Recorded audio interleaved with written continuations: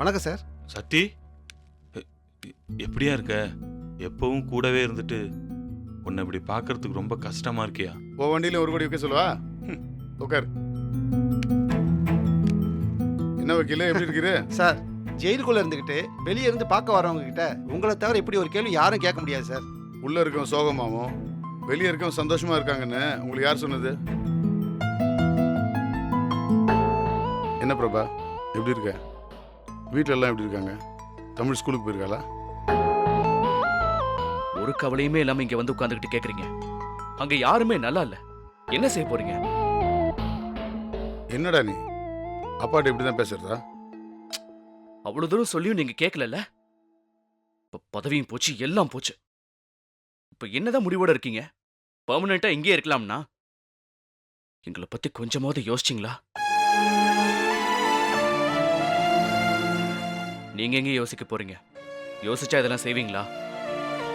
உங்களுக்கு அந்த பொம்பளை தானே முக்கியம். பிரபா, என்னப்பா நீ ஜெயில இருக்கிற அப்பாட்ட இப்ப இல்லாம பேசுறது?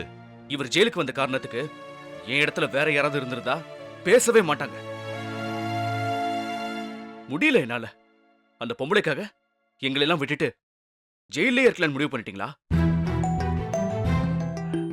ஒரு நிமிஷம் கூட யோசிக்கல. உள்ள வந்து உட்கார்ந்துக்கிறது ஈஸி, வெளியில வந்து பாருங்க நீங்க பண்ண கூத்துனால நாங்க எவ்வளவு கஷ்டப்பட்டுக்கிட்டு இருக்கோம்னு.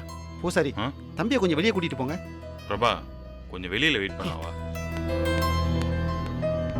உடம்ப பாத்துக்க சத்தி, வக்கீல் சொல்றதை கேளு. சரிடா. பிரபா ரொம்ப கோவமா இருக்கான் போல. இருக்காதா சார்? பின்ன அவன் இடத்துல இருந்து யோசிச்சு பார்க்க வேண்டாமா அமைச்சரை? நான் ஒருத்தன் தானே, எத்தனை பேர் இடத்துல இருந்து யோசிக்கிறது? பதவி போனதுக்கு அப்புறம் பார்க்கறவன்லாம் கேள்வி கேட்பான், அவங்க தானே பதில் சொல்லணும். அந்த கோவம் இருக்கும்ல. செய்யாத தப்புக்காக யாராவது இத்தனை விஷயங்களை இழப்பாங்க அமைச்சரை? அதான் அமைச்சரே இல்லைன்னு புடுங்கிட்டாங்கல்ல, அப்புறம் என்ன அமைச்சரேன்னு? இப்ப கூட அந்த பணத்துக்கும் எனக்கும் எந்த சம்பந்தம் இல்லைன்னு நீங்க ஜட்ஜு கிட்ட சொன்னீங்கன்னா ஒரு பிரச்சனை இல்லாம உங்களை ஈஸியா வெளியே கொண்டு வந்துருவேன். உங்க மச்சானும் கட்சியில பேசி திரும்ப பதவி வாங்கி கொடுத்துருவாரு. இதை சொல்லதான் வந்தீரா? இதை சொல்றதுக்கு தான் என் பணம் வாண்டடா வண்டியில் ஏறினா? அது என் பணம்னு எழுதி கையெழுத்து போட்டு கொடுத்துருக்கேன். ஐய, அதெல்லாம் ஒரு விஷயமா சார்? வெளியே எல்லாருக்குமே நீங்க உங்க முதல் சம்சாரத்துக்காக பழி ஏத்துக்கிட்ட கதை அரசல் பொருசலா தெரிஞ்சிருக்கு. நீங்க செய்யலன்னு சொன்னா நம்புவாங்க. பத்திரிகையிலே பாதி அப்படித்தானே எழுதுறாங்க. என்ன வக்கீல், என்னை பத்தி தெரியாத மாதிரியும் ஒரு சின்ன பையன்ட்ட பேசுற மாதிரியும் பேசினா எப்படி? அது எனக்கு வந்த பணம் தான். இதுக்கு மேல கேஸ் நடத்த முடிஞ்சா நடத்துங்க, இல்லைன்னா போயிட்டே இரும். நான் இங்கேயே இருந்துக்கிறேன், எனக்கு ஒரு பிரச்சனையும் இல்லை. தெரியும், அது ரேவதி பணம் தான் சொல்ல மாட்டீங்கன்னு தெரியும். தெரிஞ்சுக்கிட்டு போட்டு பார்க்கறது அப்படிதானே?